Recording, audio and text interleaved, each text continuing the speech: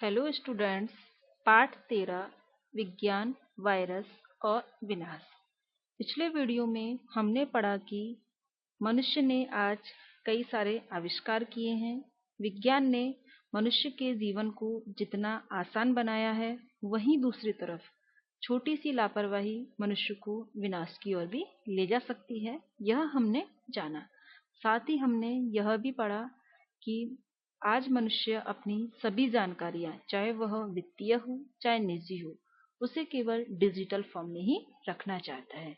परंतु आज digital form में रखते हुए साथ ही एक समस्या भी उत्पन्न हो गई है, वह है वायरस। वायरस जो कि किसी भी साइट को हैक करके जरूरी व निजी डाटा को चेंज भी कर सकता है और उसे कंट्रोल भी कर सकता है। हमने पहला वायरस पढ़ा आई लव यू, देन दूसरा वायरस है माइडूम। माइडूम वायरस 26 जनवरी 2004 को माइडूम नाम के वायरस ने दुनिया में कहर बरपाया। यह कंप्यूटर में एक अटैचमेंट की तरह डाउनलोड हो जाता था, जिसमें लिखा होता था एनडी, क्षमा करना, मैं अपना काम कर रहा हूँ। इस वायरस का निशाना मुख्य रूप से अमेरिका का एससीओ ग्रुप था। तब ऐसा माना गया कि यह वायरस रूस में विकसित हुआ है, पर इसके बनाने वाले का नाम आज तक भी पता नहीं चल पाया है। इस वायरस की वजह से एससीओ ग्रुप की वेबसाइट 2 हफ्तों तक बंद रही और इस ग्रुप से संबंधित जितने सिस्टम पर इसने आक्रमण किया, उनकी कार्यक्षमता 50% तक भी घट गई। इस वायरस के कारण $38.5 बिलियन का नुकसान भी हुआ। माइडूम वायरस ईमेल के द्वारा फैलने वाला आज तक का सबसे तेज वायरस है। अनुमान यह है कि यह वायरस आज भी किसी न किसी रूप में हमारे साइबर स्पेस में मौजूद है और न जाने कब फिर से अपना रूप दिखा दे। तीसरा वायरस है जीउस, जीएस या जीउस। ट्रोजन मालवेयर भी विंडो बेस्ड कंप्यूटर सिस्टम के लिए ही बना था।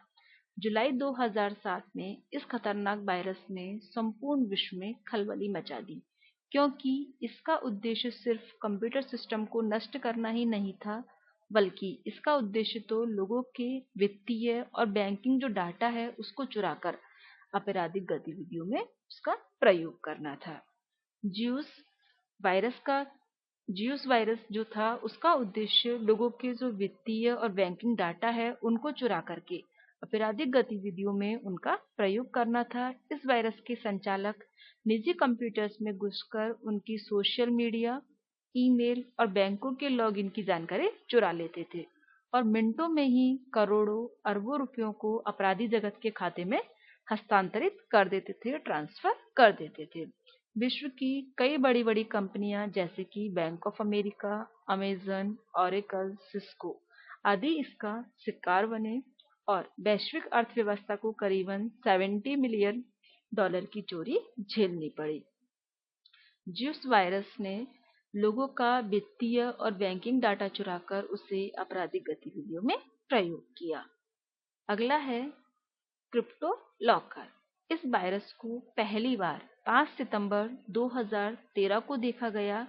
यह ट्रोजन वायरस था जिसे विंडोज के लिए बनाया गया था।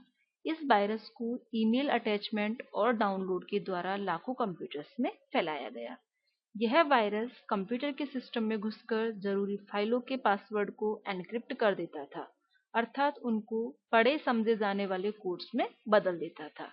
फिर इस वायरस के एडमिन अर्थात रचयिता ने उन फाइलों को वापस पढ़ने समझने वाली भाषा में बदलने के लिए बड़ी रकम की फिरौती मांगते थे। क्रिप्टो लॉकर वायरस में जो इसके बनाने वाले थे, उन्होंने कंप्यूटर सिस्टम में घुसकर जो जरूरी फाइलें होती थी उनके पासवर्ड को चेंज करता, उसके बाद उसे ना पढ़े समझे जाने वाले कोड्स में चेंज कर देता था। फिर उसके बाद लोगों से उनको वापस पढ़ने और समझने वाली भाषा में बदलने के लिए बहुत बड़ी रकम मांगी जाती थी। फिरौती न मिलने पर वे उन सभी जरूरी फाइलों को डिलीट कर देते थे। इस तरह इस वायरस ने दुनिया में तकरीबन $3 मिलियन का नुकसान किया। इस वायरस को हटाने के लिए ऑपरेशन टोबार ने भी दुनिया को लाखों डॉलर की चपत लगाई। नेक्स्ट है स्टक्सनेट। हाल ही में कास्परस्की लैब ने इसे बेहद खतरनाक वायरस को देखा। हाल ही में कास्परस्की लैब ने इस खतरनाक वायरस को देखा। माना जाता है कि इसका निर्माण सन 2005 में ही शुरू हो गया था। इसका उद्देश्य बड़े बड़े उद्योगों, पावर प्लांट के स्काडा सिस्टम को नष्ट करना था। ऐसा माना जाता है कि अमेरिका और इजराइल ने मिलकर इसका निर्माण किया है। ईरान के न्यूक्लियर प्रोग्राम को फेल करने के उद्देश्य से इसका निर्माण किया गया था। ऐसा माना जाता है कि अमेरिका और इजराइल दोनों ने मिलकर ईरान का जो न्यूक्लियर प्रोग्राम है उसको फेल करने के लिए इसे बनाया। अभी तक दुनिया में जो भी वायरस आक्रमण हुए वे किसी देश या राजनीति से प्रेरित नहीं थे, परंतु यह एक ऐसा वायरस था जिसका निर्माण विश्व की एक महान शक्ति ने राजनीतिक उद्देश्य से किया। विश्व की महान शक्ति अमेरिका। एक तरह से यह अमेरिका और इजराइल का ईरान के विरुद्ध युद्ध के ऐलान के जैसा था। यद्यपि किसी भी देश ने औपचारिक रूप से इस युद्ध की पुष्टि नहीं की और न ही इसके ऊपर कोई टिप्पणी की, परंतु इस वायरस ने ईरान के 20% न्यूक्लियर प्रोग्राम को नष्ट करके उसे वर्षों पीछे धकेल दिया। इस वायरस ने अकेले ईरान में 2 लाख से ज्यादा कंप्यूटर्स को नुकसान पहुंचाया और 1000 से ज्यादा स्वचालित मशीनों को पूरी तरीके से खत्म कर दिया। आज भी बहुत से स्टक्सनेट जैसे वायरस विश्व के साइबर जगत में घूम रहे हैं, जिनका उद्देश्य शायद स्टक्सनेट से भिन्न हो, परंतु उनका एकमात्र उद्देश्य विश्व की अर्थव्यवस्था को नुकसान पहुंचाना ही है। दिन पर दिन पहले से अधिक शक्तिशाली और खतरनाक वायरसों का निर्माण उन अनजान लोगों द्वारा किया जा रहा है, जिनका असली जो उद्देश्य है वह हम नहीं जानते। आज जहां दुनिया को 2 बिलियन से ज्यादा आबादी डिजिटल हो चुकी है और साइबर स्पेस का हिस्सा बन चुकी है, वहीं हर दिन लाखों कंप्यूटर्स वायरस का शिकार भी हो रहे हैं। ऐसा भी माना जाता है कि कंप्यूटर्स को जानबूझकर खराब किया जाता है ताकि वायरस को खत्म करने वाली तकनीक को भी बेचा जा सके। बढ़ती हुई प्रतिस्पर्धा ने वैश्वीकरण और आर्थिक व्यवस्थाओं को सुचारू बनाने के लिए भी वायरस का निर्माण किया जाता है। हम सबको सावधान रहने की जरूरत है। विज्ञान ने वायरस को जन्म दिया है और हमें इसे पूरी मानव जाति का विनाशक बनने से रोकना है। इस पाठ के लेखक हैं आयुष कुमार जैन। अब हम इस पाठ को माइंड मैप के द्वारा समझते हैं। विज्ञान, वायरस और विनाश। यह पाठ किसके बारे में है? यह पाठ विज्ञान ने हमें जो कई सारी सुविधाएं दी हैं, उनके साथ उसने हमें कई सारी खतरनाक स्थितियों में भी डाला है। उन्हीं में से एक स्थिति है वायरस, जिससे बहुत ही सावधान रहने की जरूरत है। वायरस क्या होता है?